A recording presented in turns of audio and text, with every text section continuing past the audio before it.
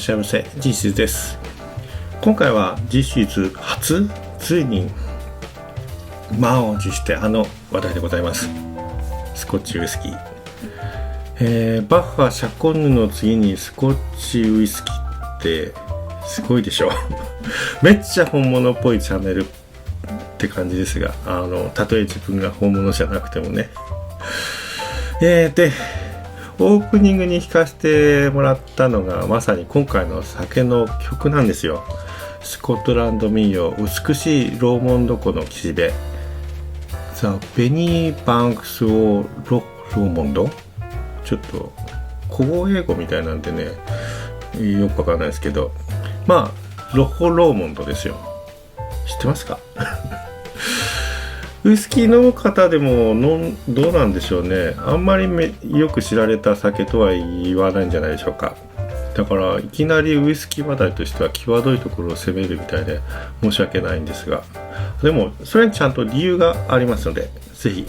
今回スコットランドの風情を感じながら耳を傾けていただければと思います。ですか？皆さんウイスキーお好きですか？僕はもともと嫌いじゃないけどそんな好きでもないというくらいにしか思ってなかったんですよね。まあサントリー角瓶とかよく飲んでましたけどね。まあそれが明らかに変わったのはきっかけがありまして、例のアイラモルトを口にした時ですね。アイラのことはねまた別の機会にさせていただきます。そこに踏み込んでしまうとね話が長くなりそうなので、今回はあまり知名度がなさげでも本物、お買い得感がねあるやつです。それはローモンド。こちらちょっとこれ店に1リットル瓶しか1000ミリリットル瓶しかなくてちょっとでかいですけど、普通もあります。これでだいたい安い量販店で3000円ぐらいのお酒でございます。ロコっていうのは湖っていうゲール語らしいです。だからロコローモンドでローモンド湖っていうね、湖の名前ですね。ローモンド湖はイギリス全体の中では北の方で、スコットランドの真ん中あたりにある縦長の大きな湖で、ネッシーで有名なネス湖よりもね大きさ的には大きいらしいです。でそのローモンド湖から川が流れていて、そのほとりにあるのがウイスキー酒造 LL ですね。ローモンド。なんかあれですよね、カナディアンクラブは CC くれと言ったりする人いるみたいですけど、 LL くれって言って通じるのかな、わかんないけど、歴史のあるね大きな酒造会社らしいです。でねウイスキーの酒造メーカーってスコットランドにはもうたくさんあるんですけど、あるんですけどって僕知ってるわけじゃないけどたくさんあるらしいんですね。でその中でもねローモンドは古参の部類で、蒸留を自治社でやるのはもちろん樽の製造までねやってる。樽まで作るのはスコットランド内でも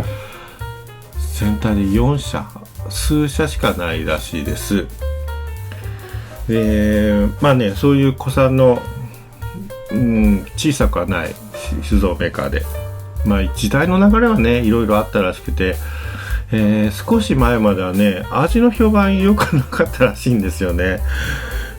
紙のような味って悪評もあったとか、それが現在のオーナーに2014年に変わってから品質が安定して評価が上がってきているとのことです。だからまだ現体制になって10年しか経ってない。そういう意味でね日本での知名度が浅いっていうこともあるのかもしれません。でこのローモンドについてねぜひね一つ知っておきたい知識があるんですよ。ここねちょっとややこしいけどね頑張ってついてきてほしいと思いますね。それはねモルトとグレーンのことなんです。知ってます？普通はね大麦から作るのがモルトウイスキー、その他の穀類、トウモロコシとか大豆とか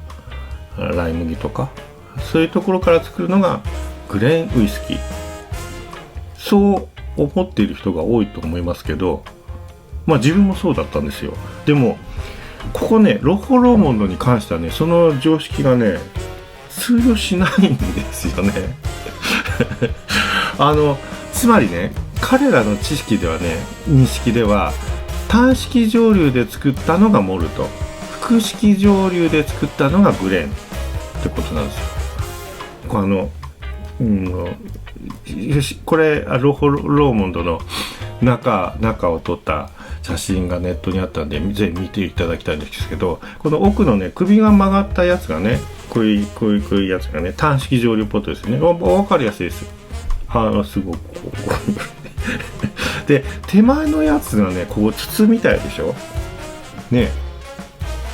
これがね、複式蒸留ポットらしいんです。で、複式はね、こう中が複雑で、具体的にどういう蒸留しているのか素人の自分には全く分かんないんだけど、でもね、バンバンバンバンって一気に畳みかける感じで、ピュアなところをグイグイっと抽出する調整なかなか難しいらしいんですけど、そういう感じみたい。単純にね、こうアルコールと水の温度変化だけで蒸留するというのはちょっとわけが違う。でね単式蒸留は構造がシンプルで、原料のね、風味を残しがちらしいんですよ。だからモルトに使われる、大麦に使われる。大麦だったら大麦らしさが残ってもね、それはウイスキーの味わいとなる、そのままなるので、場合によってはね、そこでとても個性的な味わいも生まれたりするとのこと。一方、この筒型の複式蒸留は素材の味が残らないのがいい蒸留方式、特徴なんで、だから大麦以外の雑穀、トウモロコを用いてもピュアな原酒が作れてしまうわけですよ。だからこの穀類のこと、グレーンっていうのは穀類っていう意味だったはず。はい。別に蒸留の意味じゃないグレーン、それはそうなんですよ。でね、ここで問題です。問1、単式蒸留ポットでトウモロコシ酒を蒸留したらモルトかグレーンか。単式蒸留、これですね。トウモロコシを蒸留したら、トウモロコシならグレーンか単式蒸留だからモルトか。はい。問2、複式蒸留ポットでこういうやつで大麦の酒を蒸留したらモルトかグレーンか。技術的にはね、どちらもできないことではないはずなんですよね。ただ蒸留、濃いものを作るっていう意味ではね。ただ、この問1、単式蒸留でトウモロコシ酒を蒸留っていうのはね、これはそもそも美味しくならないトウモロコシの風味を残してもね、ウイスキーとはちょっと違う。それもありなのかもしれないけど、スコッチ的にはなしですよね、多分。だから大麦以外の時はもう複式でピュアに蒸留するべしとなります。はい、それはそうです。ロホモンドもそれは否定しませんしかしこの問い2の方ですね、複式蒸留ポットで大麦酒を蒸留というのはね、これはロホローモンド様の考えによりますとね、グレーンらしいんですよ大麦なのにグレーン、複式蒸留を使ってるからグレーンって呼んじゃうんですね、彼らは。でね、ここの酒造メーカーとしてはもう材料は全部大麦なんですよ。当たり前。他の雑穀なんてもってのほか。全部大麦から作られて発酵された液体から単式蒸留したらモルトウイスキー、複式蒸留酒を使えばグレーンウイスキーという主張なんでございますね。そしてね、これがね、あるんですよ、実際に。ロホモーローモンドのピュアモルトシングルグレーンねついてきてますシングルグレーンって言えばさ、例えば国産だとサントリーのチタが有名ですよね。グレーンはサントリーのチタは主原料がトウモロコシってことで、だからそういう意味でモルトウイスキーと味わいが違うんですよね。グレーンといえばそういうやつ、雑穀大麦以外のものやろねえ、普通そうなんですよ。でグレーンなのにさピュアモルトっておかしいやろグレーンは大麦以外から作った時につく名前やで、これ単純にロホローモンドのミスやろいい加減にしてやって言いたくなる人はなると思うんですけどね、ロホローモンドではありなんですね。でね、僕がこのロホローモンドが好きな理由がね、まさにここなんですよ。全部大麦、材料はもうそれだけ、他の雑穀なんでね、冗談じゃない、使ってませんというね、潔さ。だ蒸留とか樽とかいろいろ使ってますけど、他の雑穀、それはね、複式蒸留を使うにしても、それは他の雑穀を使うためではなくて、大麦の味のバリエーションとしてそれを使っている。だからご存知ですか、ピュアモルトとシングルモルトの言葉の意味って。ピュアモルトっていうのは、100% 大麦っていう意味ですね。これまさにそうです。で、シングルモルトっていうのは単一の蒸留所から作られるモルトウイスキーのことらしいんですよ。だからサントリーの山崎とか白州とか知多とかね、これああいうのはシングルモルトですね。でこれはもう蒸留所もロコロモなので、ピュアモルトにしてシングルモルトのウイスキーで、彼らに言えばそれはグレーンっていう時もあるという。でややこしいと思うかもしれないですけどね、逆に言えば普通は混ぜるんですよ。これ混ざってないですけど普通混ぜるんです。で、ブレンデッドウイスキーっていうやつでジョニーウォーカーとかシーバスリーガースとかブレンドで作られているものですね。でね、多分ね、香りとかふくよかな甘みとかすごく良い特徴を持つ原酒を使って、なおかつ価格を下げるために安いものも混ぜる、このバランスですよね。だから1000円台のウイスキーにするためには半分混ぜるけど、ジョニーウォーカーは3割ぐらいしか混ぜてないみたいな背景があるんじゃないかと私は察しておりますが、で日本でもねありますよね、激安の焼酎こんなので1000円とかね。だからサワーの元にするやつでね、酒の味わいとしてはほとんど何もついてない無色透明なやつ、ああいうのを使って色をつけちまえばウイスキーのボディっていうのは安くできるわけですよ。で色付けっていうとね、悪いことのように感じるかもしれないけど、必ずしも悪いことではないらしいですね。許可されているのは特定の天然色素だけみたいだけど、世界中例えばね、あらゆる場所で売られている有名なやつ、銘柄わかんないけどジョニーなんじゃらとか C なんとかそこが使ってるかどうかわからないけど、そのぐらい量産されているウイスキーっていうのは色味をね一定にするためにわざと最初から着色して少し濃いめにしとくらしいんですよ。そうするとね今年の原酒薄いっていうのが多くても調整できるじゃないですか。でこうやってね着色が悪いことじゃなくてもさ、しかしですよ、着色自体が悪いことじゃなくても激安のアルコールに色をつけてさ、ウイスキーですってございますってやられるとね嫌でしょウーロンハイなどと同じで、それはウイスキー味のウイスキーハイですよね。しかしですなじゃあシングルモルトでいいじゃんって、答えは単純だよって言いたくなるけどさ、真面目にピュアモルトってなるとやっぱ高くなりますよね。サントリーやニッカのピュアモルトだと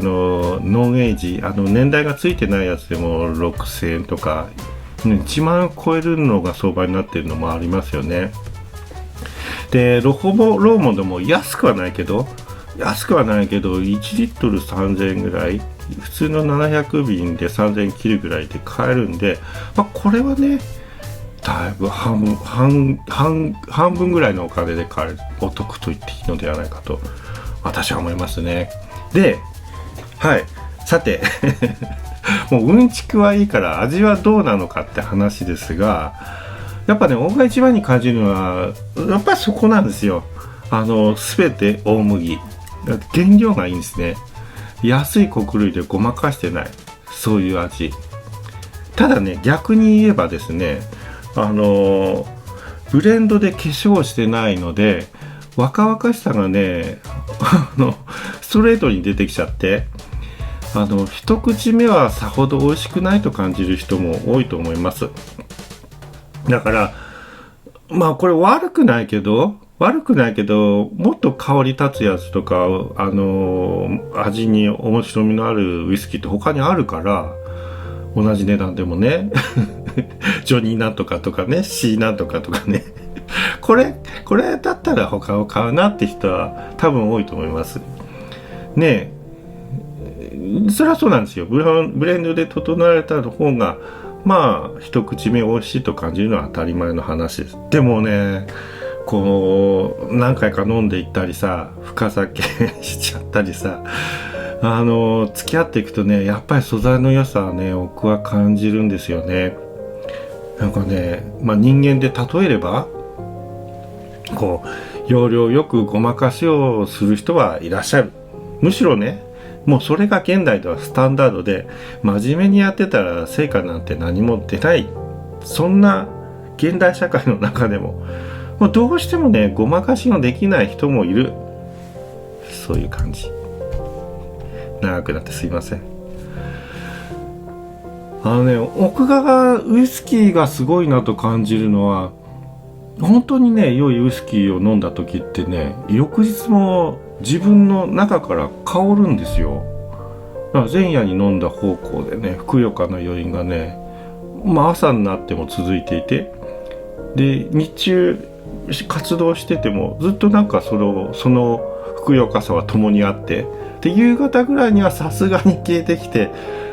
さて今晩は何を飲みに行くかってねいやそれは冗談にしてもですよ、